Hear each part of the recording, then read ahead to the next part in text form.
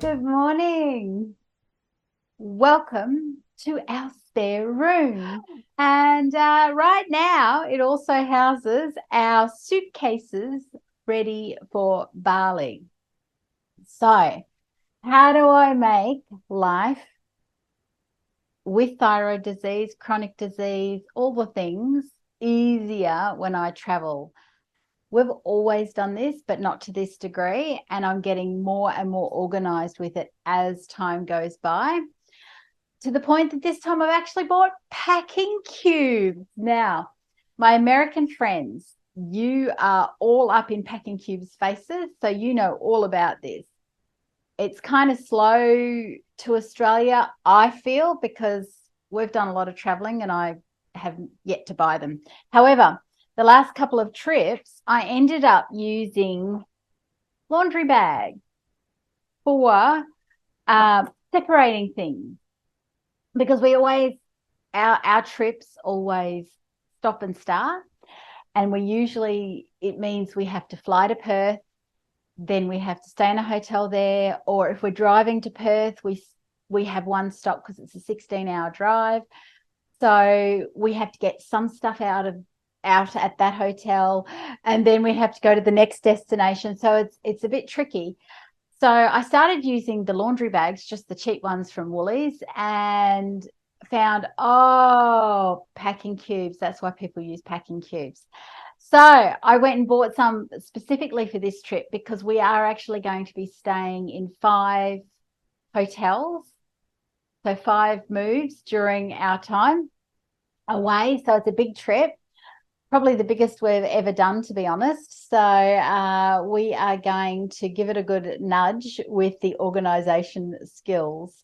So if you get a bit confused and hate going on holidays, and it's because this is all too much for the brain and the brain fog, packing cubes for my Aussie friends, $10, Kmart, pack of 3, black for him, pink for me. And I also got, when I went back to get another set, there was a grey set that was $15, but it had like 15 pieces in it. And these have got, I don't like that they name them, because I just want to be able to put what I want to put in them.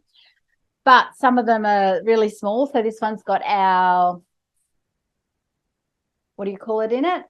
Our plugs for Bali in there. So, and then it's got a lot of bigger ones. All right. So we've got a COVID pack, just in case. We've got over here, which can I show you? Snorkel gear, because we're staying in some snorkely places, and my husband's a keen snorkeler. So we've got lots of different things going on, but by having them in the bags, then it makes it much easier for me to go, let's just pull that bag out only. If my husband had his way, he would put them in like shopping bags and wrap them up. Then you can't see what's inside them. So that to me is not convenient. So what's the other thing I need to tell you about packing? I only found this out a couple of years ago. No, maybe it was more than that. Maybe it was when we went on a cruise. I'm not sure.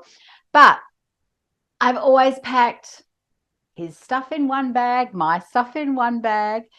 And then this lady tells me on this holiday, I always pack half and half, so that if one bag goes missing, you've still got clothes each. And I went, it never occurred to me.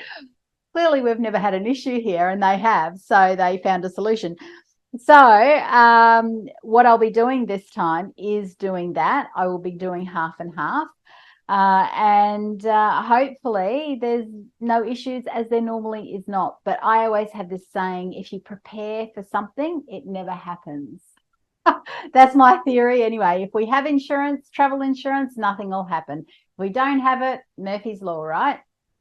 So that's where I'm at with the packing. And so what else do I have to tell you in here? So this is something I always take to Bali with me.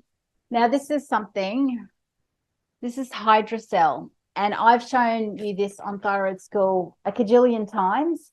It's ionic silver, not colloidal silver. Colloidal silver will drop out of suspension. But ionic silver is an antibacterial, antiviral, food poisoning, anti this. And what it does is it gets rid of the bad stuff, but it builds the good stuff. So it's almost like a probiotic at the same time. And I would normally just take one bottle for the two of us, and we don't get too hung up on it. We take a swig each morning, and it tastes like chlorinated water, I guess is what my closest. It's not fabulous, but it's like 10 mils. You're just taking a little swig every day. And for the most part, we know we don't get sick. So, but this time being we're gone for just over 4 weeks, I needed 4 bottles. So we're going to have a lot of stuff that'll be heavy going over that won't be coming back with us. So hopefully whatever we purchase there, souvenirs wise, will make up the shortfall coming back, right? So yeah, and we will leave behind the masks, the wipes, probably the COVID test. We're taking some just in case. And so there's a lot of things that we will leave behind. So that's cool too. So we've also got books. We've got, what else have we got here? We take a ton of medication. Again, if you have it, you won't need it. When I say medication, it is things like, what do we got in here? Okay, so I'm just going to show you because some cases it's relevant. All right, so we have got, one of the things that I don't normally take, which I shall be taking this time, is electrolytes. Now, since I had gastric sleeve, VSG surgery 7 months ago now, I am concerned about, because our usual MO in Bali is that we have breakfast, the buffet breakfast, wherever we're staying is usually always included. We tend not to eat until evening time after that. We just buy drinks all day.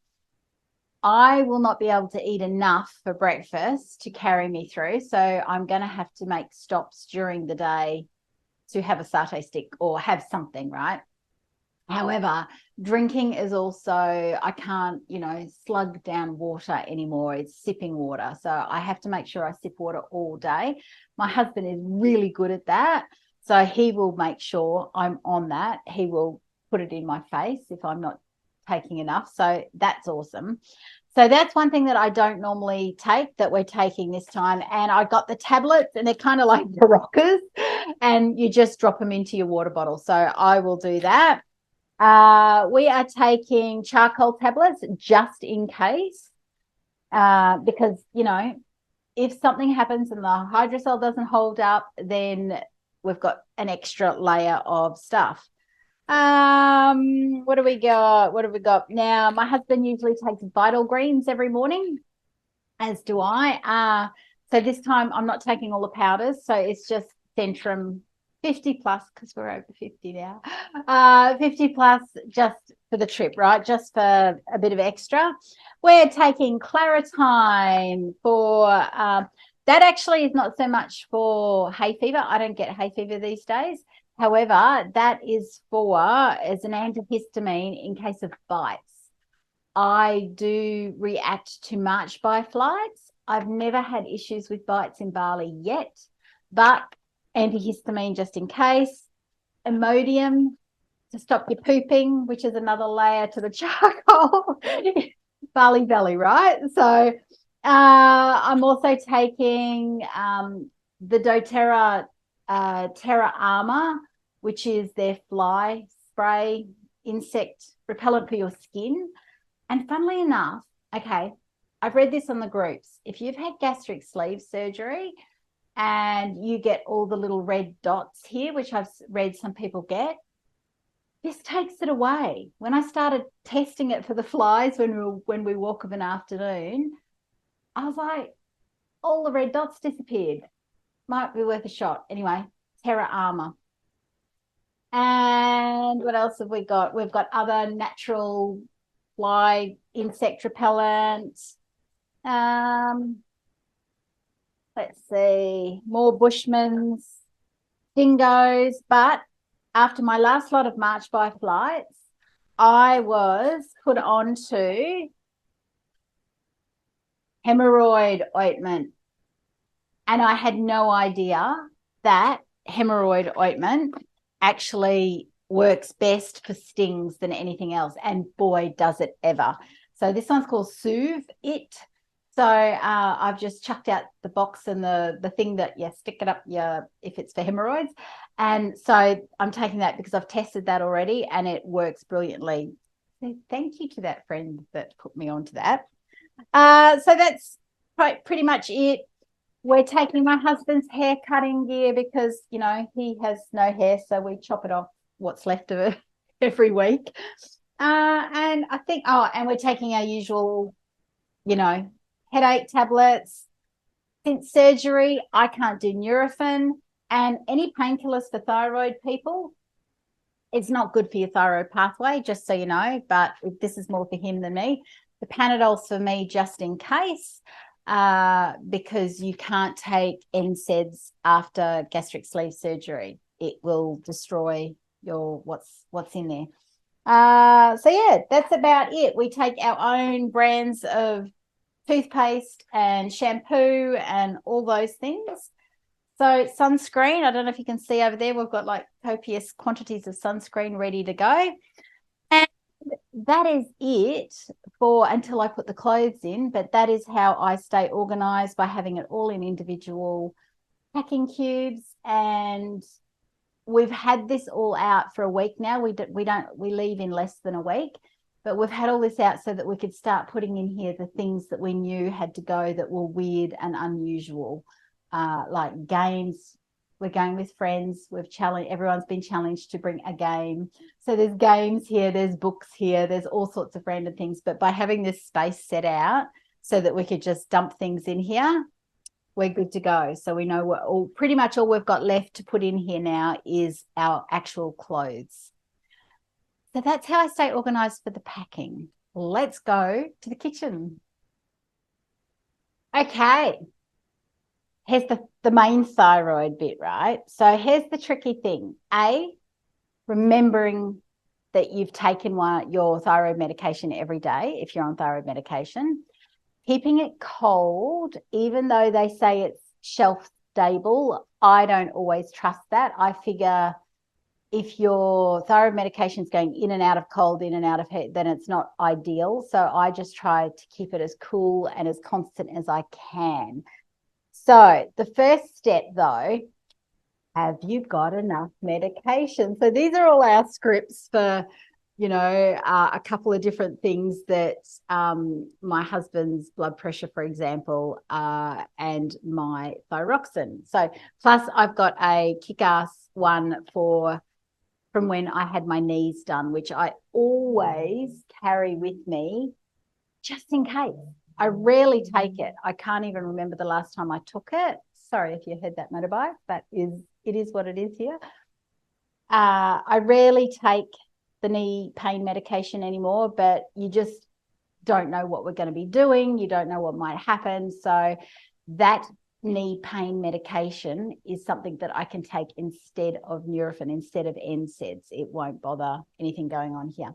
So first thing is making sure you've got all the medication you need, especially since it's going to be, we're away for 4 weeks and then we're home for 3 days. And then I'm back down to Perth to see family. Ollie's got to go back to work, poor boy, and then I'm back to Perth again for another 10 days. So organisation for me is not just for Bali, it's right through until I get back from that second trip, okay, just to make, I'm only going to be home for 3 days, long enough to wash the clothes, get everything set up, make sure Ollie's got enough food, and then I'm off again, right? So having your medication set for all that time is key. Now, so we have our boxes of medication, and I use this now, all right, because it's even more important since my gastric sleeve that I make sure my medication is stable so that I can, because I've had to reduce it 3 times now. So keeping it stable gives me a very accurate reading when I have my tests done. So I never did this before, and I do now. So now I'm hooked on it, and I will take this with me, and I will fill them up in Bali, because then I will again go, oh, I've missed a day, right? So it's a really good way of keeping track. So, and I will take my box, because you always need to take extra. Although in all Asian countries, you can pretty much, not all, in the Asian countries I've been to, you can buy thyroxine over the counter. So you don't need a script or anything like that. So, but it's a pain, right? You're on holidays. So if something happens, your bag goes missing, you need to have these in your carry-on luggage, so that if a bag does go missing, you've got your medication and you don't have to stress about that kind of thing.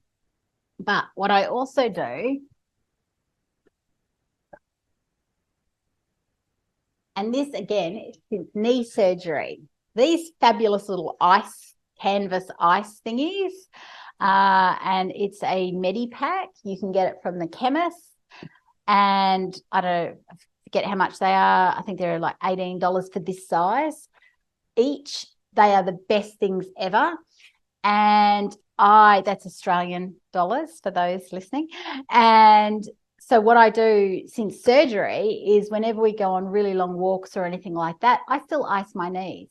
I don't need to, but would I need to if I stopped icing them and kept doing all this sort of thing? I kind of figure it's like, I'm just going to keep doing what I've been doing, because nothing's going wrong. So I'm just going to keep doing it, right? So I always, if we've been for a long walk, even on our daily walks, if we go longer than usual, I will ice my knees for 10 to 20 minutes afterwards. I used to do it religiously for 20 minutes. Now 10 minutes is enough. It's just something. But because I take these, they're flat, they're easy to fit into hotel freezers, which sometimes are rather lacking in space, right? And they come in handy. They double up as esky or day packs if you're going out to one of the islands off Bali, if you're going out on a boat for a day, whatever you might be doing, they come in handy as ice packs. So what I do is these can go through, I've watched a few videos, and for my American friends, my understanding is these can go through TSA approved, is my understanding. I don't know much about your system, but that's my understanding. So what I will be doing is putting this in my carry-on luggage, and I will be putting my in between it, and I'll just wrap them in a towel, so that it's only it's 3 hours or something from Bali to Bali from Perth. So it's not far. That's why Aussies go to Bali all the time. So for 3 hours, that'll stay cool. By the time we get to our first stop, which is actually a few hours north of Kuta, we're off to Ahmed. They will still be relatively stable temperature as long as I haven't unwrapped them. So that's how I keep them steady. You don't need to keep them cold. I just don't want them to have this huge fluctuation in temperatures, that's all. And taking one of these and setting it up as you go. Just a note also on traveling to countries that have a different, or places even, it doesn't even have to be different country. If you're going to somewhere that is a different temperature and you're going for an extended period of time, you may need to up or reduce your medication needs. Okay, we're going to a very similar temperature, although it's cooling down. Winter here is amazing. Summer here is 45 degrees Celsius, and so winter here, we're sitting around the 20s. So it's lovely. And Bali, I'm pretty sure, is heating up right now. So it will be hotter, but it shouldn't be terrible. However, and I'm used to going out in the heat, we're used to walking in it, that kind of thing. So it shouldn't be a massive difference for me.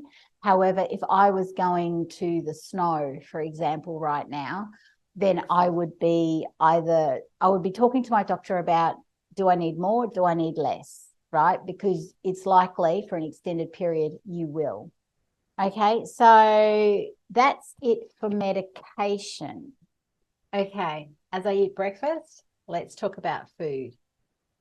If you are very specific about your dietary requirements and you've worked out what you can and can't have, you simply take a card that's been translated into whatever language you're going to, so that it says on there that you can't have X, Y, and Z. Okay, that's really important. Anything like that you can have translated, which Google Translate will do it to a reasonable degree in most situations, it will help you enjoy your holiday.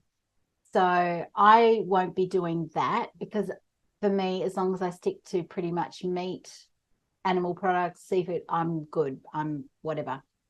The sauces don't affect me much for this, purpose. It's a holiday. It's still a holiday. So the only thing that I have pre-done that I haven't printed off, so I can't show you yet, I'm taking that stuff to the printers today, is a whole bunch of before and after photos with "I lost weight" written at the top in Balinese.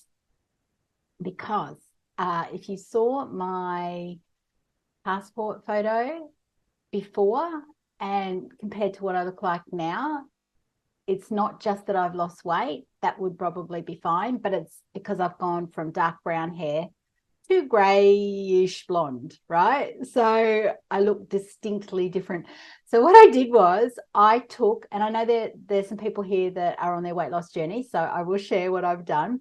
I have taken side-by-side photos, and I have specifically taken photos in clothes that I still have, that I have photos in with the dark hair, wearing the same glasses, wearing, showing my tattoo so that it's like you can see it's the same person.